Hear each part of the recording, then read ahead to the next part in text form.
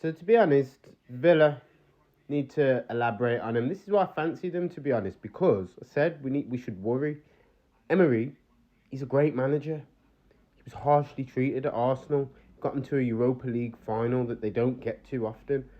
And yeah, fair enough, they bottled top four, but that was on the players. They should have had enough to beat, I think it was Brighton and Crystal Palace at home. That was on the players. He picked a team strong enough.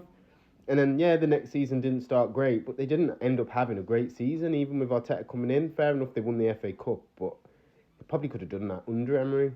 I think, listen, no hate to Arteta, he's done great. It's worked out all right for both, but I do just think if they kept Emery, they just ended up progressing as they have.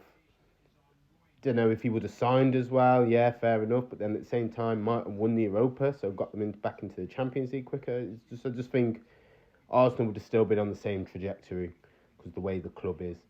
And then Villa, they're on the up. Villa are the beneficiaries because he's wanted to come back to the Premier League, prove himself.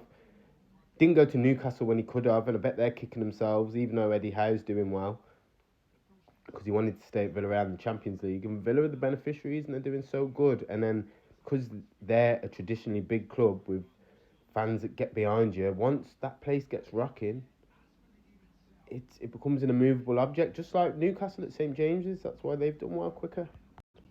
It's like Man City took a bit of time. They spent more money, but they took a bit of time because they had to build up the crowd and build up the belief around the club. Newcastle and Villa haven't needed that because they've seen different variants of success in the past. I remember growing up, Villa were always battling for top four. Newcastle always in top four.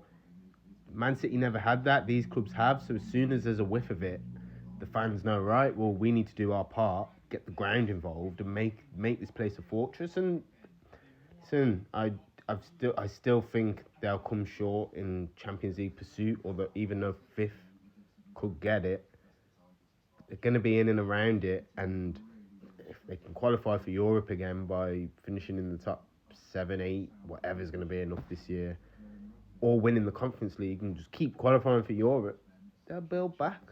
Same as Newcastle, they might not get Champions League again, although they're looking good again, but as long as they keep qualifying for Europe, investing wisely, and then good again, but as long as they keep qualifying for Europe, investing wisely, and then, again, like I say, got home grounds that can become fortresses with them fans. They're real ones that can shake up the big boys because they are traditional big boys. Like, to me, there's no reason why, if they don't win trophies over the next couple of years and with their history, why they're not bigger than Spurs, for example. Man City and Chelsea have earned it now. So yeah, it just makes the Premier League great. It literally does. We could end up with 8, 9 teams in Europe every year doing well. The Premier League, like I've said in the past, is becoming the Super League.